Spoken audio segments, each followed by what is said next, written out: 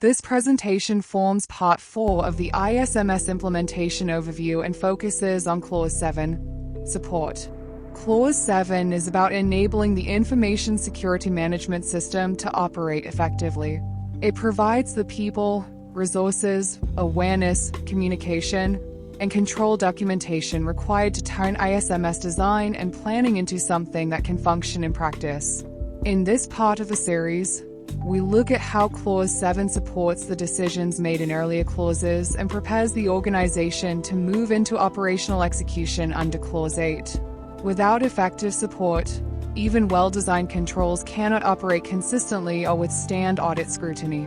Clause 7 ensures the ISMS is not only defined and planned, but fully enabled. This diagram illustrates the overall structure of an information security management system as defined by ISO 27001. The ISMS is built around clauses 4 to 10, which are mandatory requirements. These clauses define how the management system is established, governed, operated, monitored, and continually improved.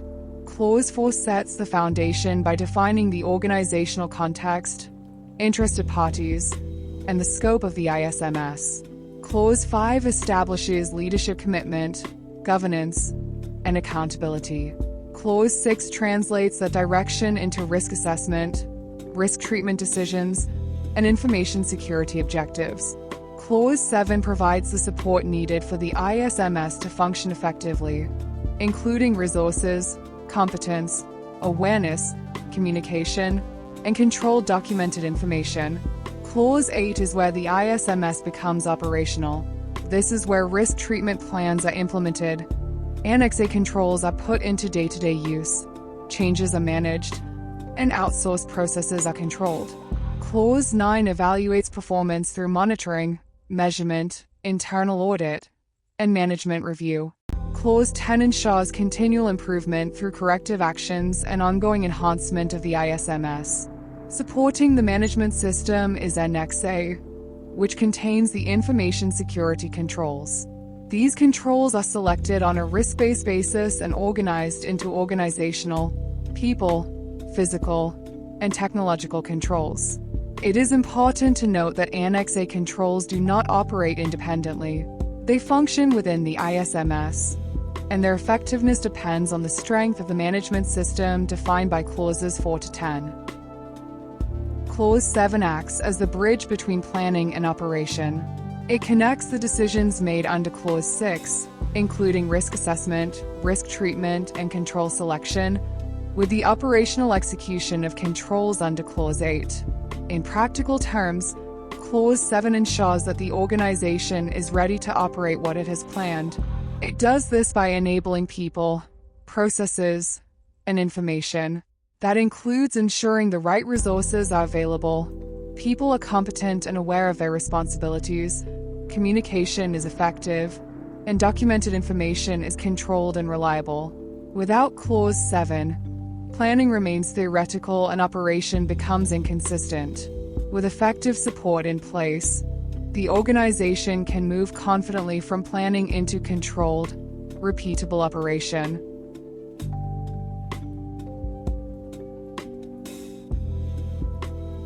Clause 7 does not operate in isolation. It is driven by decisions and outputs from earlier clauses, particularly clauses 4, 5, and 6. The first set of inputs comes from organizational context and scope, defined under clauses 4.1, 4.2, and 4.3. This includes the business environment, interested parties, legal and contractual obligations, and the defined ISMS scope. These inputs determine what support is required and what must be enabled. The second input is leadership direction and governance, established under clauses 5.1, 5.2, and 5.3. This includes the information security policy, leadership commitment, and assigned roles and responsibilities. These decisions define accountability and set expectations for competence, awareness, and communication. Clause 7 is also driven by risk and control decisions made under clauses 6.1.2 and 6.1.3. These include risk assessment outcomes, risk treatment decisions, the statement of applicability, and the justification of applicable controls. These inputs determine what resources, skills, documentation, and training are required to support control operation. Finally, Clause 7 takes input from information security objectives and plan changes, defined under Clauses 6.2 and 6.3. These inputs ensure that support arrangements remain aligned with security priorities and upcoming changes to the ISMS. In summary, inputs to Clause 7 include scope, risk treatment plans, and control applicability decisions. Clause 7 translates these strategic and planning decisions into the practical support needed for consistent and effective operation. Clause 6 sets intent. It defines risks, objectives, and control decisions, what the organization plans to do. Clause 7 builds capability. It ensures the organization has the people, skills, resources, awareness, communication, and documentation needed to act on those plans. Without effective support, controls may exist on paper, but they fail in practice. People apply them inconsistently, processes break down, and evidence cannot be relied upon. Clause 7 is what makes the ISMS usable, repeatable, and auditable, not just well-designed. It is the difference between a system that looks good in documentation and one that actually works day to day. Clause 7 sets out the support requirements that enable the ISMS to operate effectively. It focuses on 5 key areas: resources, competence, awareness, communication, and documented information. Together, these elements ensure that the organization is capable of implementing and sustaining the decisions made during planning. Resources ensure that sufficient people, tools, and funding are available to operate information security controls. Competence ensures that individuals performing ISMS roles have the necessary skills and experience. Awareness ensures that people understand their responsibilities and the importance of information security. Communication ensures that information security expectations, changes, and issues are shared effectively across the organization. Documented information ensures that policies, procedures, and records are controlled, reliable, and available where needed. Clause 7 does not introduce new security objectives or controls. Instead, it provides the practical foundation that allows the ISMS and its controls to function consistently and produce reliable evidence. Without effective support across these 5 areas, the ISMS may be well designed, but it will not operate effectively in practice. Clause 7.1 requires the organization to determine and provide the resources needed to establish, implement, maintain, and continually improve the ISMS. In practical terms, this means ensuring there are adequate people, time, tools, and budget to support information security activities. Resources are not limited to technology. They include skilled personnel, management time, supporting tools, external expertise where required, and sufficient funding to sustain controls over time. Auditors do not assess resources in isolation. They look at whether resources are sufficient and sustainable in relation to the organization's size, complexity, risk profile, and scope of the ISMS. A common audit focus is whether resources are adequate not only for implementation, but for ongoing operation and continual improvement. Where resources are insufficient, controls may exist on paper but will degrade over time, leading to operational weaknesses and audit findings.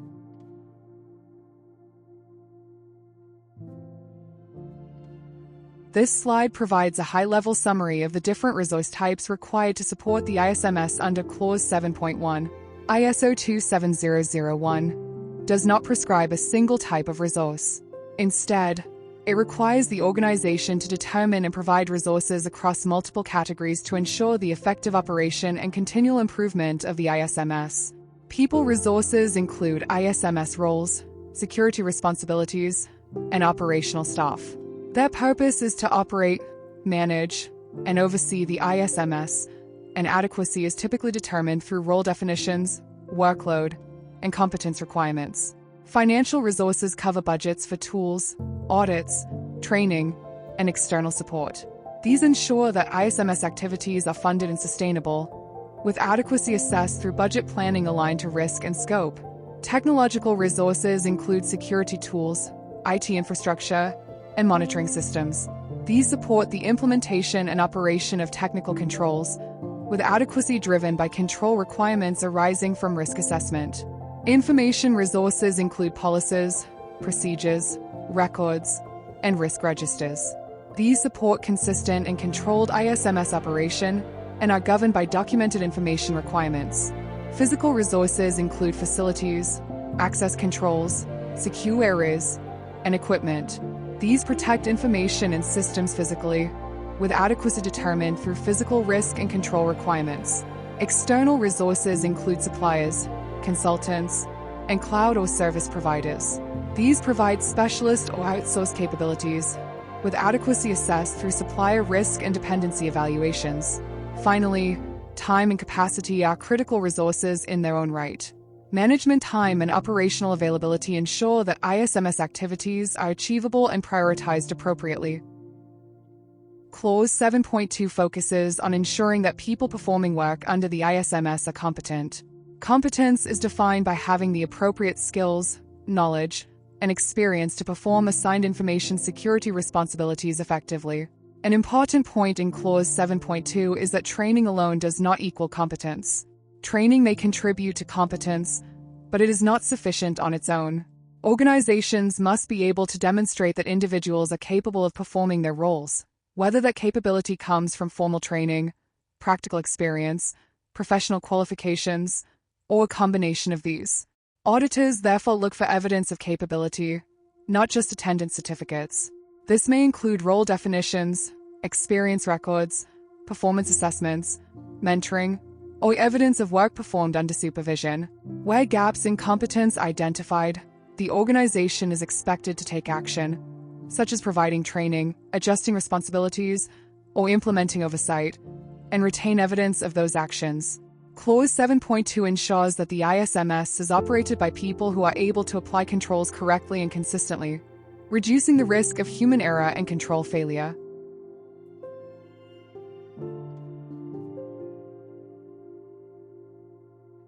This table provides an example of how competence can be defined, demonstrated, and evidenced across different ISMS roles. Clause 7.2 requires the organization to ensure that people performing ISMS-related activities are competent, based on appropriate skills, knowledge, and experience. Starting with top management or the executive sponsor, competence is demonstrated through governance understanding, risk-based decision-making, and evidence such as approved policies, objectives, and participation in management review.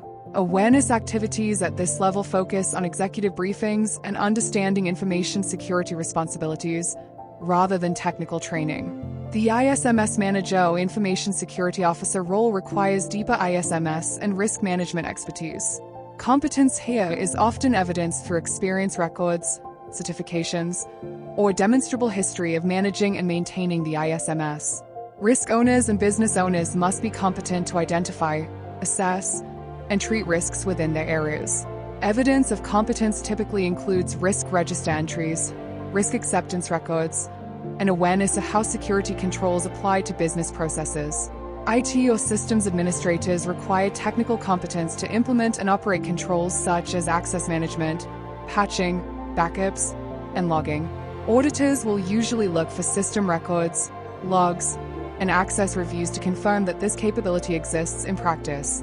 HR and people management roles support the ISMS through onboarding, offboarding, awareness, and disciplinary processes.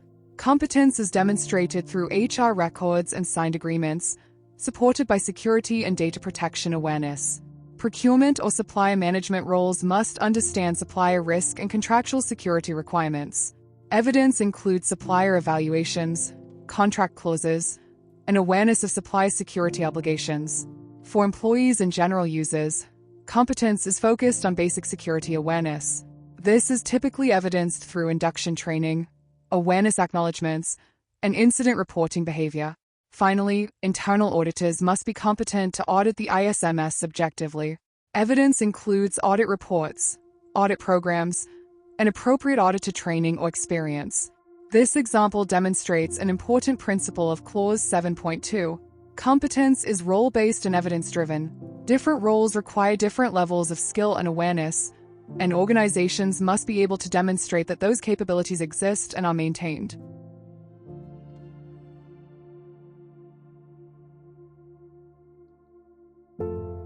Clause 7.3 focuses on awareness, not competence, while Clause 7.2 ensures that people are capable of performing their roles. Clause 7.3 ensures that all relevant persons understand their information security responsibilities.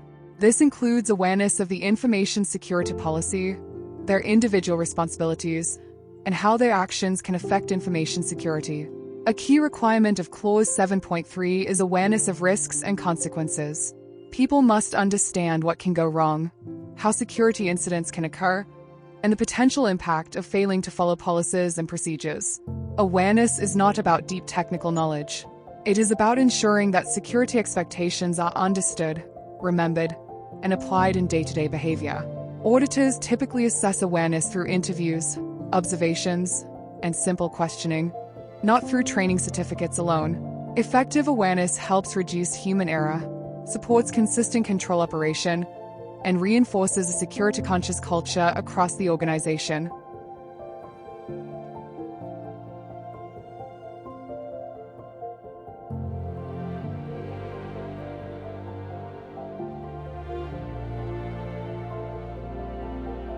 Clause 7.4 focuses on how information security is communicated within and outside the organization. ISO requires the organization to determine who communicates what, when, and how in relation to the ISMS. This includes both internal communication, such as security expectations, changes, incidents, and performance, and external communication, such as communication with customers, suppliers, regulators, or other interested parties where required. Effective communication ensures that information security requirements are understood, responsibilities are clear, and issues are escalated appropriately. Clause 7.4 is not about ad hoc or informal messaging. It requires communication to be planned, appropriate, and consistent with the ISMS and the organization's context. Auditors typically look for evidence that communication needs have been identified and that communication actually takes place. For example, through communication plans, meeting records, management reviews, incident notifications, or supplier communications. Poor communication often leads to gaps between policy and practice. Effective communication supports coordination, accountability, and reliable operation of controls across the organization. This slide provides an example of a communication matrix used to support clauses 7.3 on awareness, 7.4 on communication, and 9.3 on management review. The purpose of a communication matrix is to make communication intentional rather than ad hoc. It shows who needs to receive information, what is communicated, how it is communicated, how often it occurs, and how that communication is evidenced. Each row links a specific audience or role to an activity type, such as awareness, training, or communication, and clearly maps it to the relevant ISO 27001 clause. For example, top management receives communication on ISMS performance, risks, incidents, and audit outcomes through management review, which directly supports Clause 9.3. At the same time, executive briefings support awareness requirements under Clause 7.3. Operational roles such as risk owners, IT teams, and internal auditors receive targeted communication and training aligned to their responsibilities, supporting competence under Clause 7.2 and communication under Clause 7.4. The matrix also includes external parties such as suppliers and regulators, demonstrating that communication needs extend beyond the organization where required. From an audit perspective, this matrix provides a single, traceable view of how awareness and communication are planned, executed, and evidenced. Auditors will look for alignment between this matrix, actual records, and what people say during interviews. This example illustrates that effective communication under Clause 7 is structured, role-based, and supported by evidence, not informal or assumed. Clause 7.5 ensures policies, procedures, and records are controlled and reliable, so the ISMS can be operated consistently and evidenced with confidence. Clause 7.5.1 defines what documented information must exist for the ISMS. It requires two things. First, the organization must maintain the documented information explicitly required by ISO 27001. This includes mandatory documents and records such as the ISMS scope, policy, risk assessment results, risk treatment plan, statement of applicability, and evidence required by other clauses. Second, the organization must determine any additional documented information necessary for the effectiveness of the ISMS. This is an important principle. ISO 27001 does not prescribe a fixed list of documents. Instead, it expects documentation to be appropriate to the organization's context, risks, size, and complexity. What is considered necessary will vary between organizations, depending on their business environment, regulatory obligations, risk profile, and operating model. Auditors will assess whether documented information is sufficient to support consistent operation and control effectiveness, not whether the organization has followed a generic template. Clause 7.5.1 therefore reinforces that documentation exists to support the ISMS, not to satisfy documentation for its own sake.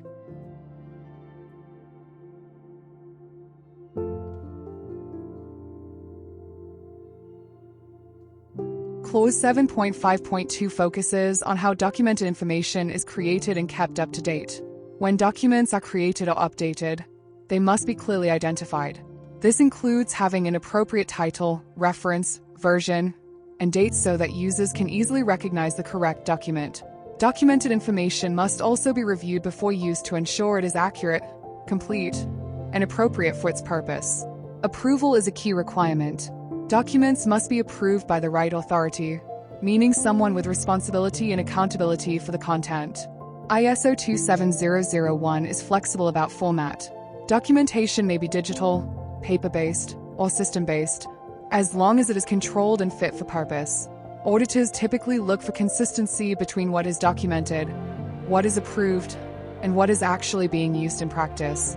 Clause 7.5.2 ensures that documentation supports reliable operation of the ISMS and does not introduce risk through outdated, unclear, or unauthorized content.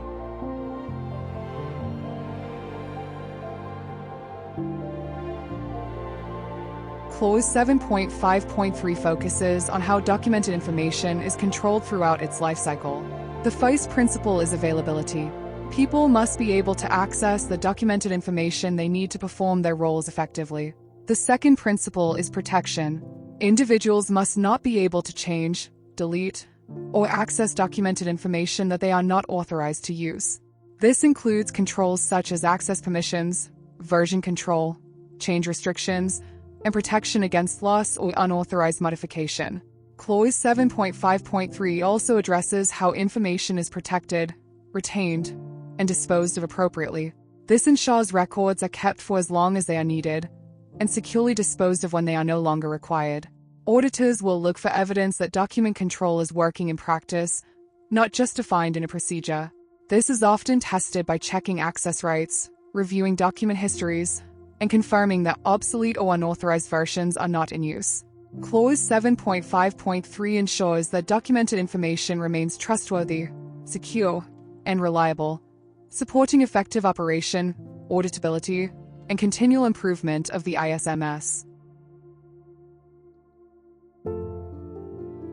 The purpose of this table is not to create a mandatory document checklist.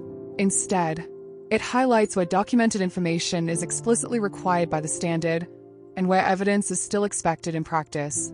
ISO 27001 does not require every clause to have a named document. In many cases, requirements are implicit, meaning organizations must still be able to demonstrate that activities are performed and decisions are made, even if no specific document title is prescribed. For example, Clause 4 on context and interested parties does not mandate a specific document, but auditors will still expect evidence that context has been identified, reviewed, and used. The same applies to leadership, planning, awareness, communication, and change management. Even where documentation is not explicitly required, traceable evidence is still necessary to demonstrate effective operation of the ISMS. Clauses such as risk assessment, risk treatment, the statement of applicability, documented information control, internal audit, management review, and corrective action do require documented information explicitly.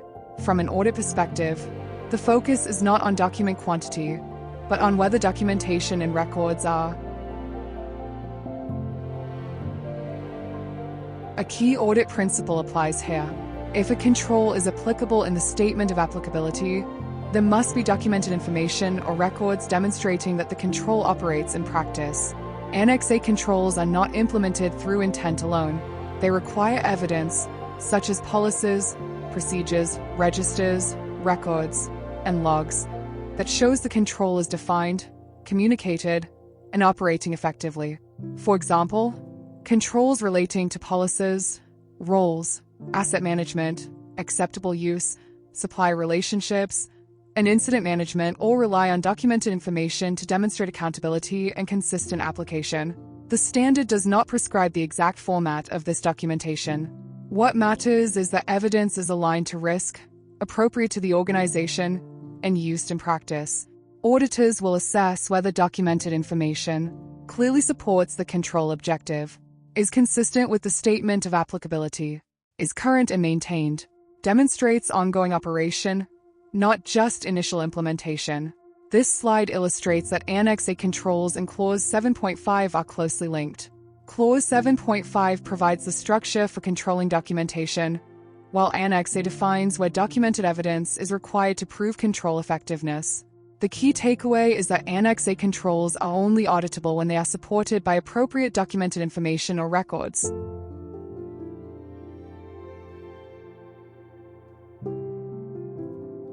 People and physical controls are only auditable when records show they operate in practice. If they are applicable in the SOA, evidence is required.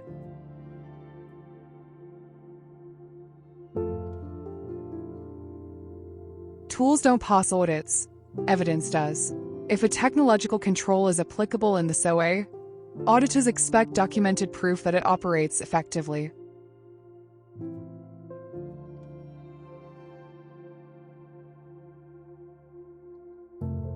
Which Annex A controls are actually supported by the resources, documentation, and training we put in place under Clause 7. Clause 7 does not introduce controls of its own.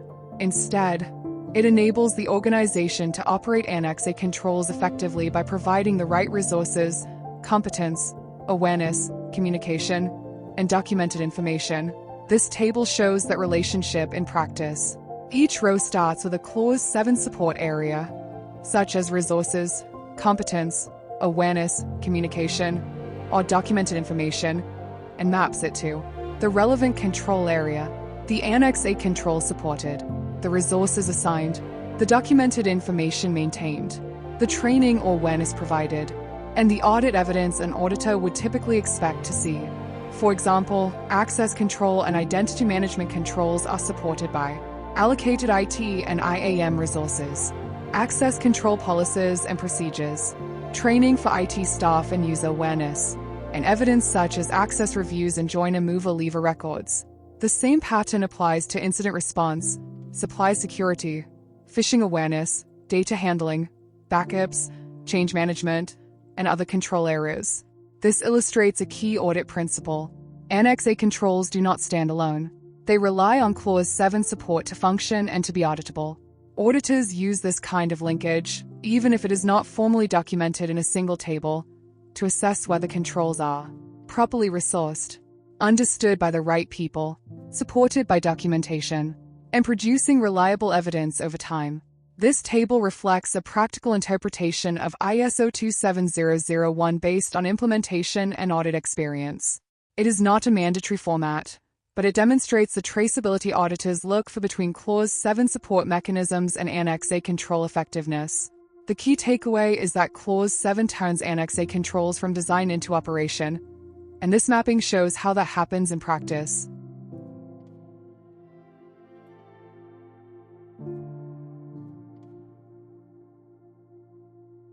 Clause 7 is often misunderstood as a supporting clause with no real outputs. In reality, it delivers some of the most auditable artifacts in the ISMS. The first output is an implemented and controlled ISMS documentation set.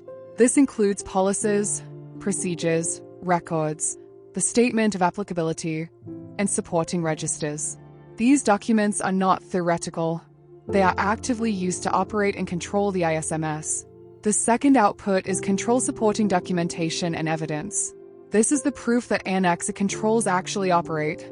Logs, records, reviews, approvals, test results, and other artifacts required by applicable controls.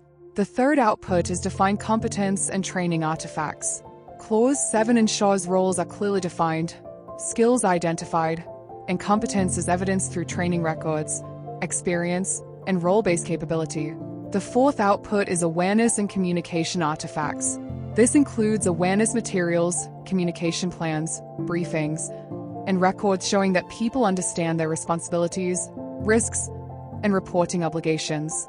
Finally, Clause 7 embeds legal and regulatory documentation into the ISMS. This ensures regulatory requirements are identified, reflected in policies and controls, and supported by compliance evidence.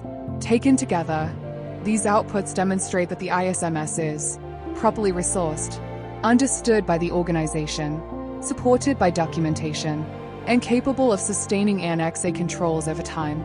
From an audit perspective, Clause 7 outputs are where design becomes operational reality. If these artifacts are missing, inconsistent, or unused, auditors will question the effectiveness of both the ISMS and the controls it supports. How auditors typically evaluate Clause 7, not as isolated requirements, but as connected evidence streams. It starts with resources. Auditors look for proof that security roles, technology, tools, and time are realistically resourced and sustainable, not just defined on paper. Those resources must enable competence. Competence is not training attendance. Auditors expect evidence that people can actually perform their security responsibilities through experience, outputs, decisions, and role-based capability. Competence feeds into awareness. Here, auditors assess whether staff understand policies, risks, and how to report incidents, and whether that understanding is consistent across the organization. Awareness is reinforced through communication. This includes planned and appropriate internal and external security communication, as well as formal management review outputs where information security performance is discussed and acted upon. All of this must ultimately be supported by documented information. Auditors expect documentation and records that are controlled, current, accessible, and reliable, providing objective evidence that Clause 7 is operating effectively. The key audit message is simple. Clause 7 evidence must connect. Resources enable competence. Competence drives awareness. Awareness is reinforced through communication, and all of it is proven through documented information. If these elements exist in isolation, Clause 7 will fail, even if individual artifacts look compliant. The most common reasons Clause 7 fails in audits, not because organizations ignore it, but because it's often misunderstood. A frequent issue is resources being assumed rather than planned. Security roles may exist on paper, but there's no realistic allocation of time, tools, or budget to sustain them. Another major failure is confusing training with competence. Attendance records exist, but there's no evidence that people can actually perform their security responsibilities in practice. Awareness is often treated as a tick-box exercise. Staff acknowledge policies, but don't understand their responsibilities, key risks, or how to report incidents. Communication is informal and undocumented. Important security information is shared ad hoc, with no consistency, traceability, or retained evidence. We also see management review outputs not being cascaded. Decisions are made at leadership level, but actions, priorities, and expectations are not communicated or followed through. Document control is applied inconsistently. Policies are controlled, but supporting records are not, leading to multiple versions of current documents. In many cases, documentation exists for audits rather than operations. Evidence is created just before an audit, instead of being generated through normal business activity. Finally, changes are not supported. System, role, or organizational changes occur without updating competence requirements, awareness activities, or documentation. The key message is this: Clause 7 fails when its elements operate in silos. Auditors expect resources, competence, awareness, communication, and documentation to move together.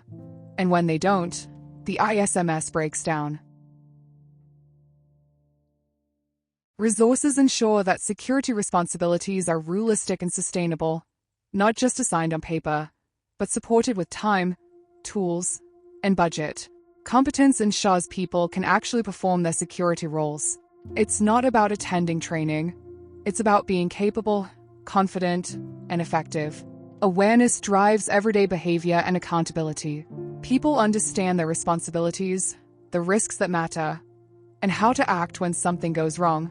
Communication ensures the right security information reaches the right people at the right time, internally and externally, and that decisions don't stop at management level.